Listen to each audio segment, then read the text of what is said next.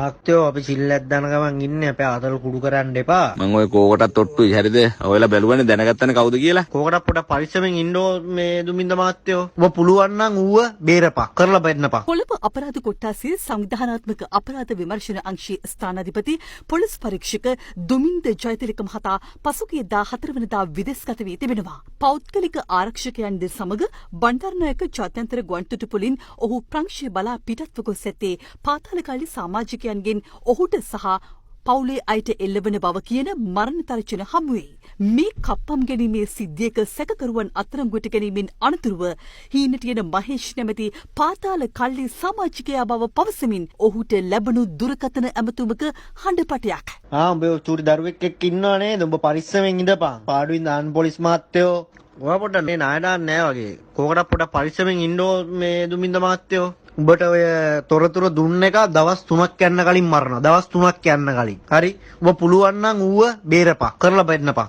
නිකන් අනවශ්‍ය ප්‍රශ්නයක් ගී දා ගන්න එපා. මට කියන්න තියෙන එච්චරයි හොඳේ. මහත්තයෝ අපි සිල්ලක් දාන ගමන් ඉන්නේ අපේ ආතල් කුඩු කරන්න එපා. පවුනොදී ඔයා වගේ වැඩක් බලන් පාඩු ඉන්නවා ඔයි. නිකන් බුරුවට මැරුම් කන්න නැතුව. උඹේ ගෑණියෝ තෝ ඉස්සරහා දූෂණය කරලා මරන්නේ දැනගනින්. මම ඔය කෝකටත් ඔට්ටුයි හරිද? ඔයලා බැලුවනේ දැනගත්තනේ කවුද කියලා. පසුගියදා ආදුරුප්පු වීදිය පොලිසිය තුලදී සැකකරුවන් දෙදෙනෙකුට වසලපාදීමේ සිද්ධියේ විමර්ශන සිදු කළේද පොලිස් පරීක්ෂක දුමින්ද චෛතලික මහතාගේ ප්‍රධානත්වයෙන් යුත් කණ්ඩායමක්. විමර්ශනවලදී සැකකරුවන් කිහිප දෙනෙකු අත්අඩංගුවට පත්වීමත් සමග නැවත පොලිස් පරීක්ෂකවරයාට මරණ තර්ජන එල්ල වී තිබෙනවා.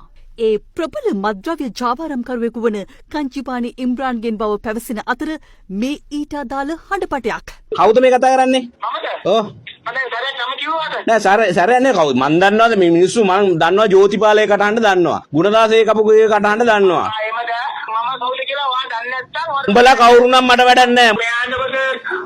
උඹ දගලන තෝටෝනේ ඉන්න මං ජීවත් වෙන්න ඕනේ. දකෝ මම මහජන බදු මුදලින් ජීවත් වෙන්නේ. තෝ වගේ කුඩේ නත්තලා ඉන්නවද? ගහපන් ඕන නම් ගහපන් මං එලි පිටේ ඉන්නේ. කුඩ්ඩන්ට ගිය රටක් ඇති. ඕන දෙයක් කරපන්. අපි මේකේ තමයි ඉන්නේ. මේ මමම තමයි හරිද? ඔය දාන සද්ද වලට බය නම් මේ පොලිසිය ඉන්නෙත් නෑ නේ නං. මම බය කරේ නෑ නේ වරම වැදගත් විදිහට කතා කරලා ජයතිලක මහත්තයයි කියලා. මොකද්ද දැන් කියන්නකෝ? මොනවා ප්‍රශ්නයක් තාගෙන අවුලකුත් නැහැ මට. මේ පාඩු ඉන්න දෙන්නකෝ. මොකද්ද? වැඩක් නැහැ. බා එක එකට ගාවන්නේ අපේ මල්ලියට කෝල් ගන්න එපා. මං ඔයාගේ මල්ලි කවුද කියන්න දන්නෙත් නෑ. ඔයාට ටයිම් ස්පෙන්ඩ් කරන්න වෙලාවක් නැහැ මගේ රෑන්ක් එකට. හරි. හරි. ඔයාට ලොකු රෑන්ක් එකක් ඇති. ඒක ඇති. ඔයාට හදාගත්ත ගන්නේ. ටී. මාකේ මලිෂේ ටියා සර්. අන්තිමට ධන ගෙව්වා හරි. බලපංගෝ ඔළුවට වෙඩි තියලා ධන ගායද බලන්න. ධන ගස්සන්න අපි දන්නවා. අනේ ගහපංගෝ මාත් මේකෙන් ඉන්නේ ධන ගස්සන්න පුළුවන් නම්. උඹලා හිතා ඉන්නවා ඔය සල්ලි වලට කුඩු සල්ලි වලට කරන්න පුළුවන් කියලා. හැමෝම ඔය જાතියේ නෑ. හරිද? මෙලෙස පාතාලකල්ලි සමාජිකයන්ගෙන් එල්ලවන දැඩි තර්ජන හමුවේ කොළඹ අපරාධ කොට්ටාසය මගින් පොලිස් පරීක්ෂක දුමින්ද ජයතිලක මහතාට සන්තකයේ තබා ගැනීම සඳහා නිල ගිනි අවියක් ද නිකුත් කර තිබුණා. කෙසේ වෙතත් සිය ආරක්ෂාව තකා ඔහු ප්‍රංශය බලා පිටත්ව ගොස් තිබෙන්නේ සිය බිරිඳ සහ සත්හැවිරිදි දියණිය මෙරට ආරක්ෂිත රහසිගත ස්ථානයක සඟවමින්. ප්‍රංශයේ සිට අද දෙරණ ඇමතු පොලිස් පරීක්ෂකවරයා සඳහන් කළේ තම දියණියගේ පාසල් ගමන පවා සම්පූර්ණයෙන්ම ඇන හිට ඇති බවයි. මට පහුගිය කාලය තුල කොළඹ සිද්ධ වෙච්ච සියලු මනුෂ්‍ය ඝාතන වලට අදාළ සැකකරුවන් අත්අඩංගුවට ගැනීමට හැකියාවක් ලැබුණා. මේ විමර්ශනය කරලා නමුත් මේ විමර්ශන දිගින් දිගටම කරගෙන යනකොට පාතාල කල්ලි සියල්ල අල්ලගෙන යනකොට මගේ ජීවිතයට සහ මගේ බිරිඳගේ දියණියගේ ජීවිතවලට තර්ජනයක් ආවා. මම ඒව නොතකා දිගින් දිගටම රාජකාරී කරා.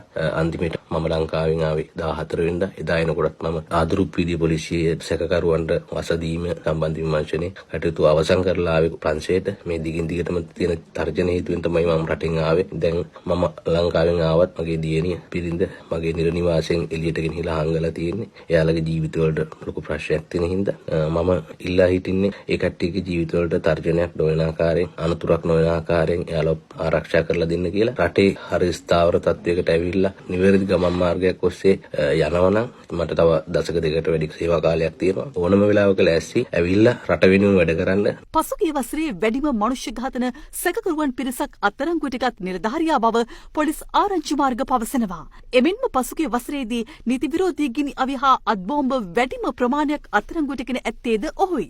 හරක්කටා CIDෙන් පලා යාමේ සිද්ධියේදී විමර්ශන සිදු කළ දුමින්ද ජයතිලක මහතා විසින් ඊට අදාළ සැකකරුවන් රැසක්ද අත්අඩංගුවට ගත් අතර ඔවුන් බහුතරයක් මේ වන විට කොළඹ අපරාධ කොට්ටාසියේ රැඳවුම් නියෝග මත රඳවාගෙන විමර්ශන සිදු කරනවා. පාතාලයට එරෙහිව ක්‍රියාත්මක වූ පොලිස් නිලධාරීන්ට පාතාලයෙන් තර්ජන එල්ලවීම මෙන්ම එවන් නිලධාරීන් ඝාතනයට ලක් වූ අවස්ථාද පසුගිය කාලයේ වාර්තා වුණා. එවන් පසුබිමක මෙවන් නිලධාරීන් ආරක්ෂා කර ගැනීම පාතාලය සහ මද්ද්‍රව්‍ය චාවාරම මැඩලීම සිය ප්‍රමුඛ අරමුණ කරගත් අභිනව පොලිස්පතිවරයාගේ වගකීමයි.